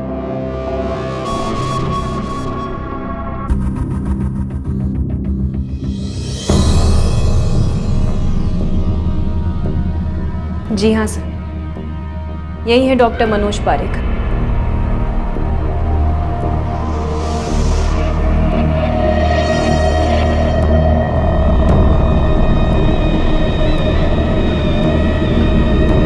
डॉक्टर पारेख की मौत 22 मई को हुई थी और चित्रा के साथ घटे हादसे की तारीख और वक्त था 23 मई सुबह के 5 बजे, यानी कि डॉक्टर पारेख के कत्ल के 8 घंटे बाद। लेकिन चित्रा का कहना था कि जो गाड़ी उसे और उसके परिवार को टक्कर मारकर गई, उसे डॉक्टर पारेख ही चला रहे थे। कौन था वो? डॉक्टर पारेख। लेकिन ये कैसे मुमकिन था कि जिस व्यक्ति की मौत हो चुकी हो, वो अपनी मौत के 8 घंटे बाद गाड़ी चलाता हुआ आए और एक्सीडेंट करके गायब हो जाए? मतलब साफ था कि या तो चित्रा ने उस गाड़ी के ड्राइवर को ठीक से देखा नहीं था, या फिर चित्रा झूठ बोल रही थी। और सवाल यह था कि अगर चित्रा झूठ बोल रही थी तो क्यों? दूसरी तरफ डॉक्टर पारेख का परिवार भी पुलिस के लिए किसी उलझन से कम नहीं था, जो कि उनके गायब होने के वक्त से ही अजीब बर्ताव कर रहा था और उनकी मौत के बाद भी उसके बर्ताव में कोई बदलाव नहीं आया था। कहीं इसकी वजह यह तो नहीं थी कि डॉक्टर पारेख के कत्ल का कोई सिरा उसके अपनों से जुड़ा था? आपकी हालत काफी खराब थी उस समय, इसलिए हमने आपको समय दिया। अब बताइए। क्या बताऊं साहब? यही कि आपने हमसे झूठ क्यों कहा कि वो गाड़ी डॉक्टर पारेख चला रहे थे, जबकि आपके एक्सीडेंट से काफी पहले उनकी हत्या हो चुकी थी। वो गाड़ी कैसे चला सकते थे? क्या बोल रहे हैं साहब? डॉक्टर पारेख की हत्या? जी साहब, मैंने आपसे कोई झूठ नहीं बोला। मैंने वही बताया जो मैंने देखा। मैं क्यों उनका झूठा नाम लूंगी साहब? उनका बहुत बड़ा एहसान है हम पे साहब। मेरे पति बहुत बीमार थे साहब, और हमारे पास इलाज कराने के पैसे भी नहीं थे। तब उन्होंने ही मेरे पति को ठीक किया साहब, और इलाज के पैसे भी नहीं लिए हमसे। जहां तक मुझे याद है वो डॉक्टर पारेख ही थे। वो गाड़ी जो भी चला रहा था, डॉक्टर पारेख या कोई और, उसका स्केच बनवाने में हमारी मदद कीजिए। सर, यह है वो स्केच जो चित्रा ने बनवाया है, और ये डॉक्टर पारेख की फोटोग्राफ। ये तो आपस में काफी मिलती हैं। विवेक, इस केस में दो बातें हो सकती हैं। एक तो उस गाड़ी चलाने वाले की शक्ल डॉक्टर पारेख से बहुत ज्यादा मिलती हो, या फिर ये चित्रा हमें बेवकूफ बना रही है। एक काम करो, ये चित्रा की हिस्ट्री निकालो, देखो इसमें डॉक्टर पारेख कहाँ कहाँ दिखाई देता है, और साथ ही मृणाल और कंचन की कुंडली भी निकलवाओ। उसे डॉक्टर पारेख की कुंडली से मैच करा के देखो कि इनकी कुंडली में प्रॉब्लम है क्या। Okay sir.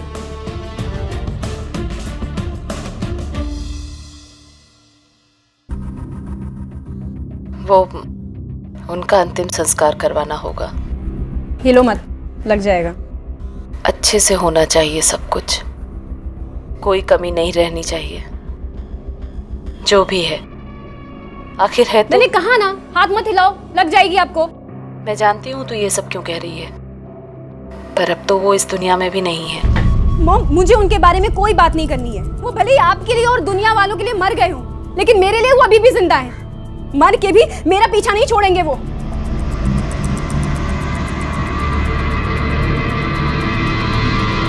डॉक्टर पारिक की फैमिली के बारे में क्या और कितना जानते हो तुम?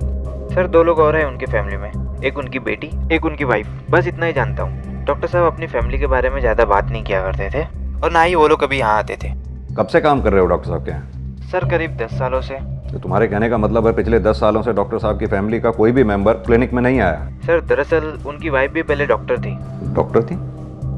मतलब डॉक्टर पारिक की वाइफ मिसेस पारिक डॉक्टर हैं? जी हाँ, वो पहले प्रैक्टिस भी किया करती थी लेकिन फिर छोड़ दी। क्यों?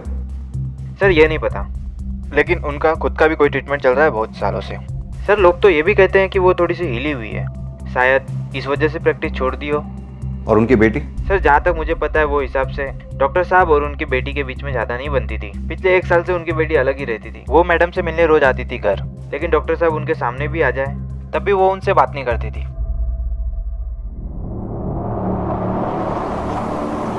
इन्हें पहचानते हो? हाँ सर, ये चित्रा वो रमेश है। सर रमेश को टीबी थी, जब उसकी टीबी बिगड़ गई तब उसे यहाँ लेके आए थे इलाज के लिए, और इसका इलाज हमारे साहब ने किया है।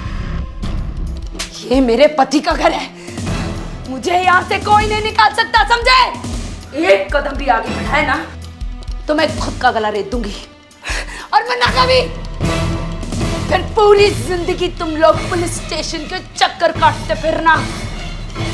निकलो ऐसे, निकलो! चलो चाची। निकाल! पागल हो गई, निकाल!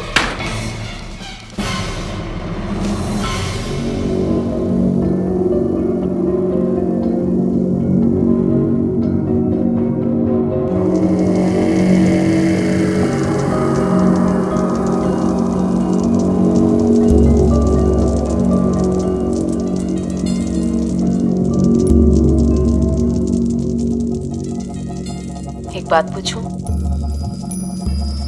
कहीं तूने तो नहीं मरवाया अपने पापा को?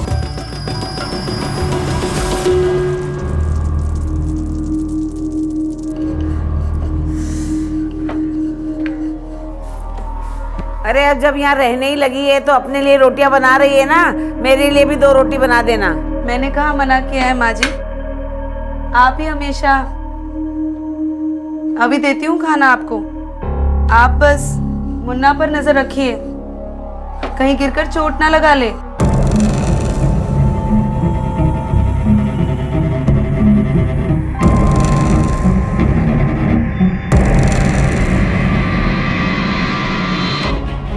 हमें पता चला है पिछले 1 साल से आप इस घर में नहीं रहती हैं, और घर छोड़ने की वजह थी आपके फादर।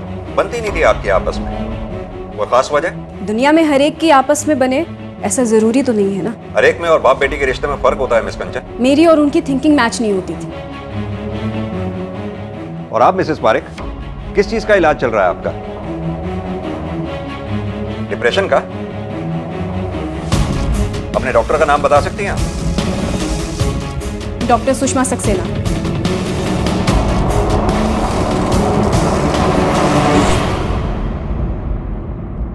ये लीजिए। मुन्ना, मुन्ना कहाँ है? मुन्ना यहीं तो था।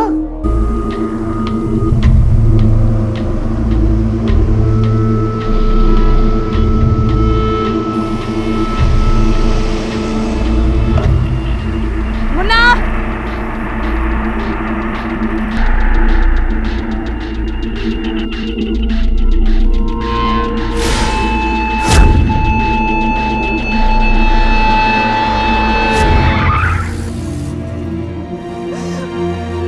तू ठीक है ना?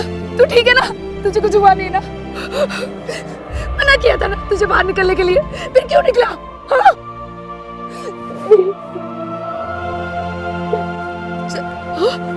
घर चल। व्हाट?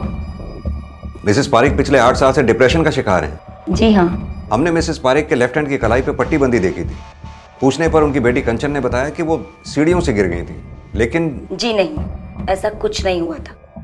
अपनी कलाई मृणाल ने खुद काटी थी, और अपनी जान लेने के लिए ऐसा वो पहले भी कई बार कर चुकी है, वो भी अलग अलग तरीकों से। लेकिन क्यों? एक्चुअली इसकी शुरुआत तब हुई जब उसे अचानक से अपनी प्रैक्टिस छोड़नी पड़ी। प्रैक्टिस छोड़ने की कोई खास वजह? एक्चुअली शुरुआत में जब भी मैं उसकी बॉडी पर अलग अलग चोटों के निशान या जले हुए का निशान देखती और उससे पूछती तो हमेशा उसका एक ही जवाब होता कि मैं खुद ही खुद को चोट पहुंचा रही हूँ। कि बेटी और उसके हस्बैंड भी यही कहते थे, पर पता नहीं क्यों मुझे उनकी बातों पर विश्वास नहीं होता था। ऐसा लगता था कि सब लोग झूठ बोल रहे हैं, बात कुछ और है। डॉक्टर पारेख की पत्नी मृणाल सीवियर डिप्रेशन का शिकार थी और अपनी बेटी से भी उनकी कुछ खास नहीं बनती थी। पर क्या इस बात का डॉक्टर पारेख की हत्या से कोई संबंध था? चित्रा के साथ हुआ हादसा और डॉक्टर पारेख की हत्या, ये दोनों घटनाएं एक दूसरे से जुड़ी हुई दिखाई दे रही थीं, लेकिन ये जुड़ाव बहुत ही उलझाने वाला था। एक तरफ पुलिस को लग रहा था कि डॉक्टर पारेख की फैमिली जरूर कोई बात छुपा रही है, कोई ऐसी बात जिसका संबंध इस केस से हो सकता है। दूसरी उलझन थी चित्रा का वो बयान जिसमें वो रो रो कर ये कह रही थी कि जिस हादसे में उसने अपने पति को खोया था उसके जिम्मेदार डॉक्टर पारेख थे, जो कि उस दिन वो गाड़ी चला रहे थे। लेकिन ये नामुमकिन दिखाई दे रहा था क्योंकि पोस्टमार्टम की रिपोर्ट के अनुसार डॉक्टर पारेख की मौत चित्रा के साथ हुए हादसे से बहुत पहले हो चुकी थी। साथ ही डॉक्टर पारेख की कार भी अभी तक पुलिस को नहीं मिली थी। तो कोई तो एक कड़ी थी जो इन दोनों पहेलियों को एक दूसरे से जोड़ती थी, लेकिन अब तक मिसिंग थी। रमेश और चित्रा, उनके बीच के रिश्ते कैसे थे? बहुत प्यार करते थे दोनों एक दूसरे से। चित्रा तो बहुत ख्याल रखती थी रमेश भाई जी का। साहब जी, रमेश की माँ रमेश के ब्याह के खिलाफ थी, पर रमेश अड़ गया। रमेश तो फिर शादी करके ही माना। बेचारा रमेश पिस जाता था बुरी तरह। कभी कभी जब उसकी लिमिट क्रॉस हो जाती थी तो आ जाता था बैठ के पीने के लिए। साहब उसको घर की टेंशन बहुत थी। साहब जी, वो उसके जान के पीछे पड़ी रहती सी मेरे बेटे नू मार दिता। इतना ही नहीं साहब जी, ओनू अपने पौधे दे नाल भी प्यार दी सी।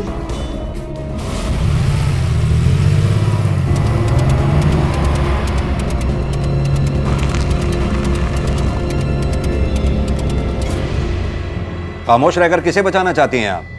अपनी बेटी को? नफरत करती थी वो अपने फादर से, इनफैक्ट अभी भी करती है। कहीं उसी ने तो नहीं, मेरी बेटी ने कुछ नहीं किया। वो बेचारी तो ऐसा कर ही नहीं सकती। बहुत अच्छी बच्ची है वो, बहुत ही अच्छी। मैंने किया है ये सब। आपने? बहुत गलतियां की हैं मैंने आज तक, पर मैं ऐसी पहले नहीं थी। उन्होंने बनाया मुझे ऐसा। दुनिया के लिए भगवान थे वो, पर हमारे लिए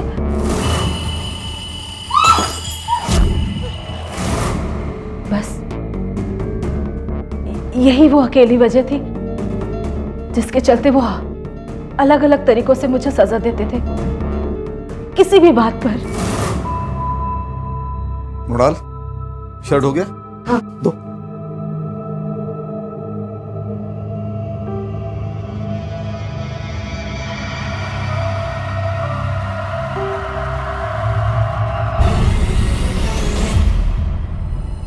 मृणाल, जी? ये क्या? ये मैं दूसरी दे। तुम्हें ठीक से आयन करना भी नहीं आता? ये दूसरी ले लीजिए। मैं हमेशा यही सोचती थी कि कहीं मुझसे कोई गलती ना हो जाए जिसके चलते मनोज को बहाना मिल जाए और फिर वो मुझे। धीरे धीरे मैं कंफ्यूज्ड रहने लगी। अपने किए हुए हर काम के लिए, अपने लिए हुए डिसीजन पर, अपनी किसी भी चीज पर यकीन नहीं रहा मुझे। लेकिन आप एक डॉक्टर थी Mrs Parekh, a highly educated woman. आपने आवाज क्यों नहीं उठाई इस टॉर्चर के खिलाफ? पुलिस की मदद क्यों नहीं ली आपने? अपनी बेटी के लिए, आखिर मुझे उसे भी बचाना था। उसके साथ भी पूरी उम्र गुजार दी साहब। कितनी माएं देखी, कितने बच्चे जने, मैं नहीं पहचान सकूंगी? 6 महीने से ज्यादा हो गया था मेरा बेटा टीबी के चलते अपनी बीवी से अलग सोता था। लेकिन एक दिन मैंने देखा कि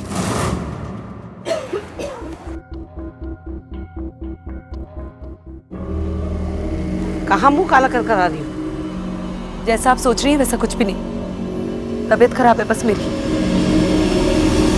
ये भी तो हो सकता है कि रमेश और चित्रा के बीच कुछ हुआ हो। बिल्कुल नहीं साहब, क्योंकि रमेश अपनी बीवी और बच्चे से बहुत प्यार करता था, इसीलिए तो टीबी के डर से उनसे अलग सोता था। यानी इस वक्त चित्रा प्रेग्नेंट है? अरे ऐसी नाजायज औलाद को कोई रखता है क्या? गिरवा लिया होगा बच्चे को। लेकिन इन सब बातों को तुम्हारे पास कोई सबूत नहीं है, और ये भी तो हो सकता है ये सब तुम्हारी कोई गलतफहमी हो। मैं मान लेती अगर मैंने उस दिन उसे छुप छुप कर एक आदमी से मिलते हुए नहीं देखा होता तो। कौन था वो? मैं नहीं जानती कौन था, लेकिन उसका यार ही होगा ना, और कौन होगा? ये था। अरे नहीं, ये तो हमारे डॉक्टर साहब है जो हमारे रमेश का इलाज कर रहे थे। वो आदमी तो हमारे रमेश की उम्र का ही था और आता भी मोटरसाइकिल पर था। मृणाल जी ने हमें सब बता दिया, लेकिन फिर भी हम तुम्हारे मुंह से सुनना चाहते हैं। अगर मॉम की हालत ऐसी ना होती ना तो मैं कब का मर चुकी होती या फिर कहीं भाग गई होती। कि मॉम की मेंटल कंडीशन के चलते मेरा उनके साथ रहना हर वक्त जरूरी था, रात में भी और दिन में भी।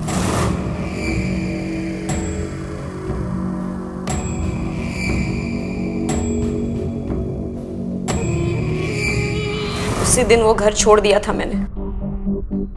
पाँव भी नहीं रखना चाहती थी वहां, इस डर से कि कहीं उससे सामना ना हो जाए। लेकिन फिर भी हर रोज जबरदस्ती खुद को खींच कर जाती थी वहां पे, मॉम के खातिर, उनका ख्याल रखने के लिए।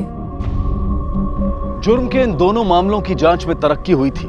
पुलिस के पास अब डॉक्टर पारेख की पत्नी मृणाल और बेटी कंचन थी, जो सालों से डॉक्टर पारेख की यातनाएं सहती आई थी। बहुत मुमकिन था कि अपनी इस यातना भरी जिंदगी से निजात पाने के लिए दोनों ने या फिर दोनों में से किसी एक ने डॉक्टर पारेख का कत्ल किया हो या फिर करवाया हो। सर, कंचन और मिसेस पारेख के सेलफोन की कंप्लीट रिपोर्ट आ चुकी है। जिस वक्त डॉक्टर पारेख का मर्डर हुआ उस वक्त ये दोनों द्वारका में ही थी, क्राइम सीन से लगभग 60 किलोमीटर दूर। उन दोनों के कॉल रिकॉर्ड्स में भी कोई सस्पेक्टेड या नया नंबर नहीं है। जितने भी कॉल्स आए या गए हैं वो सभी के सभी कॉल्स या तो फैमिली के हैं या तो फिर फ्रेंड्स के। सर मुझे लगता है कि चित्रा की सास ने उससे अपनी नफरत और नाराजगी के चलते झूठी कहानी बनाई है। मुझे नहीं लगता कि चित्रा ऐसा कुछ कर सकती है, क्योंकि सबका यही कहना है कि चित्रा अपने पति रमेश से बहुत प्यार करती थी। जिन लोगों के बारे में तुम बात कर रहे हो वो उस डॉक्टर पारेख को भी देवता बता रहे थे, राइट? जब तक कातिल पकड़ा नहीं जाता हम किसी को भी क्लीन चिट नहीं दे सकते, मृणाल और कंचन को भी नहीं, क्योंकि मोबाइल के लोकेशन से सिर्फ ये पता चलता है कि मोबाइल उस वक्त कहाँ था, मालिक भी उस वक्त वहाँ था, ये जरूरी नहीं। ये मृणाल और कंचन पे भी नजर रखनी होगी। Yes sir. और चित्रा की सास ने जो कहानी बताई है हमें उसका भी पता लगाना होगा कि उसमें कितनी सच्चाई है। Yes sir.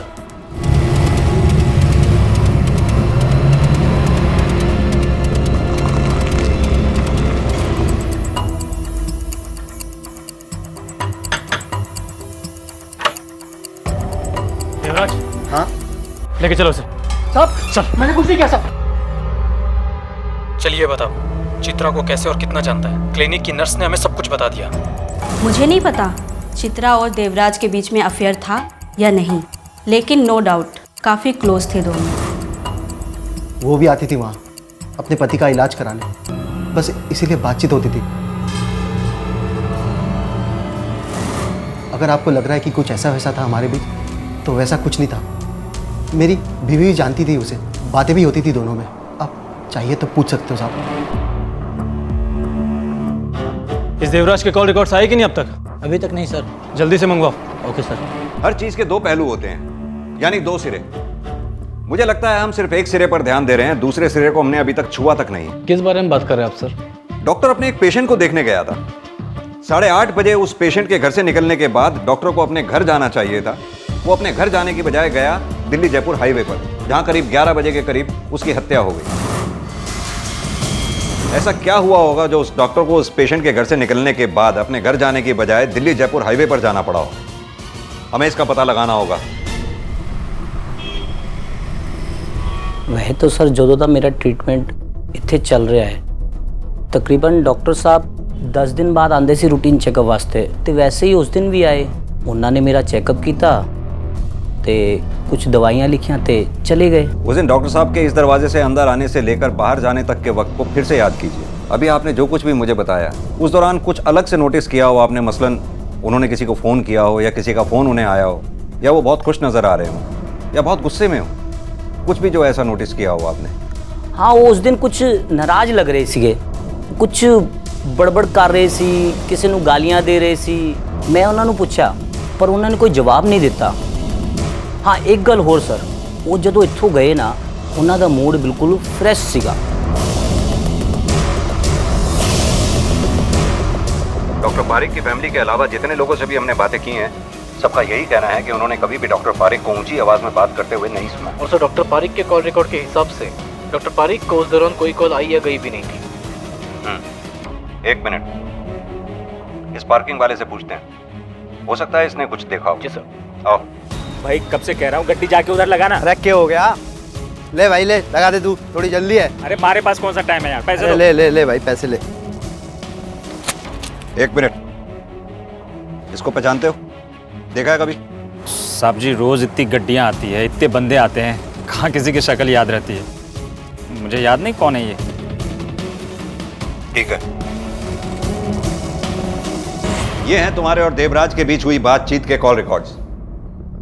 तो क्या हुआ साहब, जान पहचान थी इसलिए बातें तो होती थी, इसका मतलब ये तो नहीं कि हम दोनों के बीच कुछ चल रहा था साहब। इस बात पे हमें कोई शक नहीं, तुम दोनों के एक दूसरे को किए गए कॉल भी ठीक ठाक ही हैं, 2-3 दिन में एक कॉल। लेकिन ये क्या है, ये हमारी समझ में नहीं आया। अपने एक्सीडेंट के बाद हॉस्पिटल से डिस्चार्ज लेकर 40 और 3 कुल मिलाकर 43 कॉल किए थे चित्रा ने तुझे, तूने एक का भी जवाब नहीं दिया। क्यों क्यों किए तुमने इतने कॉल्स देवराज को, जब तुम्हारी जान पहचान मामूली थी और वो तुम्हारे कॉल्स पिक भी नहीं कर रहा था? ऐसी क्या बेचैनी थी जो तुम इसे कॉल पे कॉल किए जा रही थी?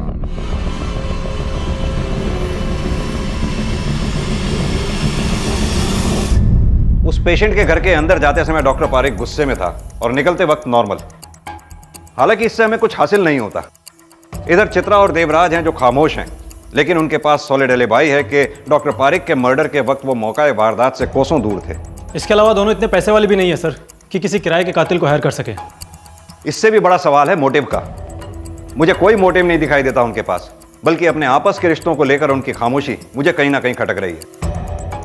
लग रहा है जैसे इस खामोशी का मकसद बदनामी का डर नहीं बल्कि कुछ और भी है। शायद इस डॉक्टर पारिक का पूरा सच अभी हमारे सामने आया ही नहीं है, कुछ है जो हमसे छूट रहा है। एक काम करो राकेश, डॉक्टर पारिक के क्लिनिक से उसके सभी पेशेंट्स की लिस्ट निकलवाओ, सबसे बात करो। Okay sir.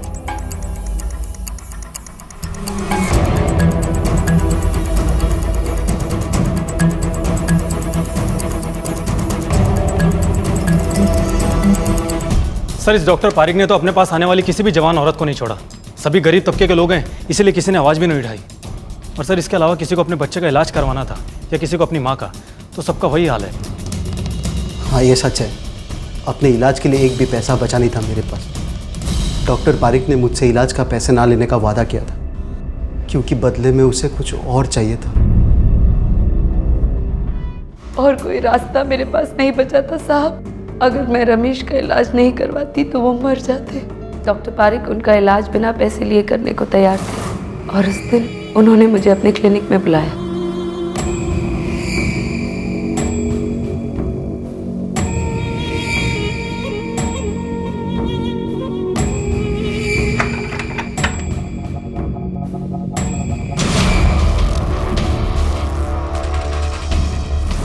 पूरी कीमत वसूली उसने मुझसे अपने मुफ्त इलाज की।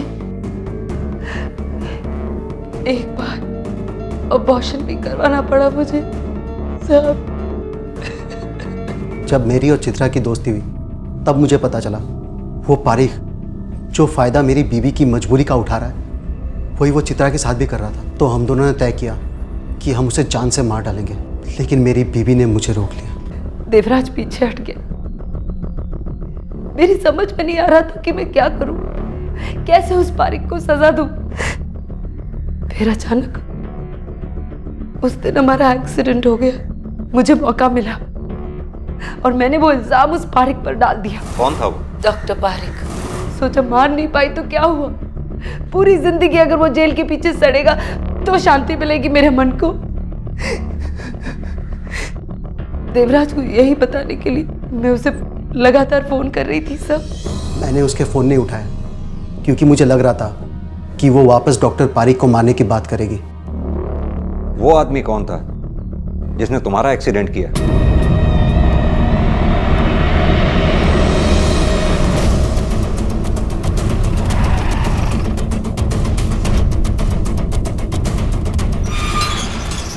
उठाओ इसे, देखो जरा ये गाड़ी का मालिक कौन है, लेके आओ उसे।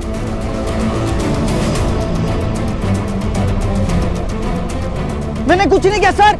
सर मेरी बात तो सुनो, सर मेरी बात तो सुनो, मैंने कुछ नहीं किया, मैं बोल रहा हूँ। Listen to me sir please. डालो इसे गाड़ी में। सर प्लीज मुझे कुछ, मैंने कुछ नहीं किया सर, मुझे क्यों डाल रहे हो अंदर? Sir sir please listen to me sir, मैंने कुछ नहीं किया है।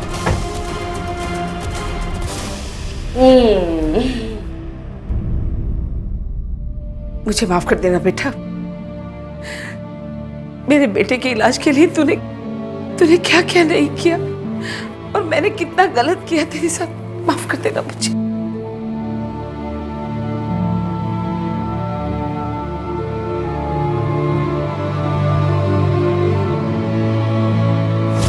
सर उस लड़के ने मान लिया है कि चित्रा उसकी फैमिली का एक्सीडेंट उसके कार से हुआ था। इसके बाद वो डर गया, उसे अंदाजा था कि पुलिस उसकी कार को ढूंढ रही होगी, इसलिए उसने कार को छुपा के रखा, कहीं बाहर नहीं निकाला। लेकिन सर उस लड़के का कोई भी कनेक्शन ना तो चित्रा उसकी फैमिली के साथ है, ना ही देवराज के साथ और ना ही डॉक्टर पारिक के साथ। सर डॉक्टर पारिक की कार का पता चल गया है, यहीं पासी के बहरामपुर गांव में है और कोई है जो उसे बेचने की कोशिश कर रहा है। चलो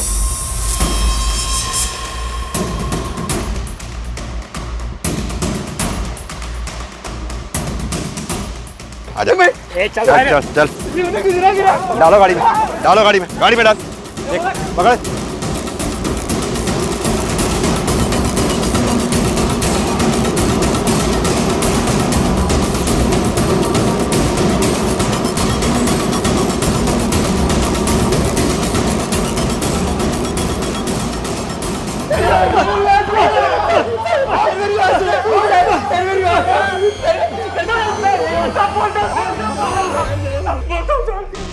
बोल, सब सच सच बता।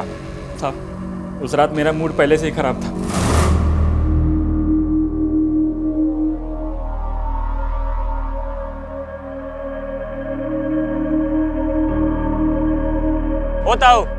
होता पैसे दिए बगैर जा रहे हो यार, हैं? ज्यादा होशियार से क्या तू? कैसी बात कर रहे हो तुम? कोई था क्या यहाँ पर? खाना बिजी है क्या तू? मूतने गया था, इंतजार नहीं कर सकता क्या? ये ले चल। तुम्हारे 25 रुपए के चक्कर में ये 500 का छुट्टा कराऊं क्या? हैं? चल छुट्टे दे। नहीं है मेरे पास। मैं कैसी बात कर रहे हो तुम? जानते हो मैं कौन हूँ? बाप ना है मारा, समझा? बाकी जो भी है मारे टुल्लू से।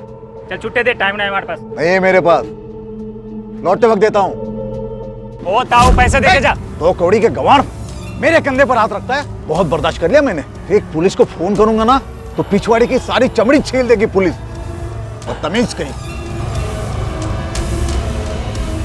साले पुलिस की धमकी देता है, अभी बताता हूँ तेरे को। रुक। सर इसका फोन आया और हम पार्किंग में आ गए। ताऊ भीतर बैठ जा, चाबी दे दे।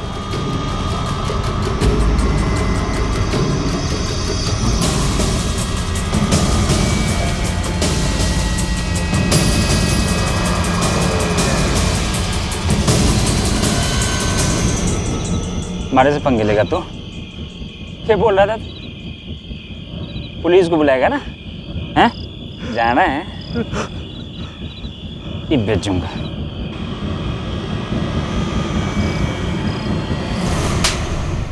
मूड खराब था।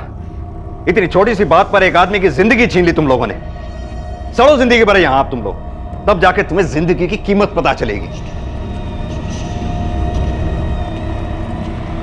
व्यवसायिक जीवन में अपनी असफलता और पत्नी की सफलता से कुंठित होकर डॉक्टर पारिक ने जो अपनी पत्नी और बेटी के साथ किया, उसे देखकर रोंगटे खड़े हो जाते हैं। दूसरी तरफ डॉक्टर पारिक के हाथों शोषण का शिकार हुई चित्रा ने भी अपने गुस्से को अपनी समझ पर हावी होने दिया और कानून का दरवाजा खटखटाने की बजाय खुद इंसाफ करने निकल पड़ी। इसके अलावा चित्रा की सास, डॉक्टर पारिक की पत्नी डॉक्टर मृणाल और बेटी कंचन, ये सभी किसी न किसी नकारात्मक भावना के शिकार हुए।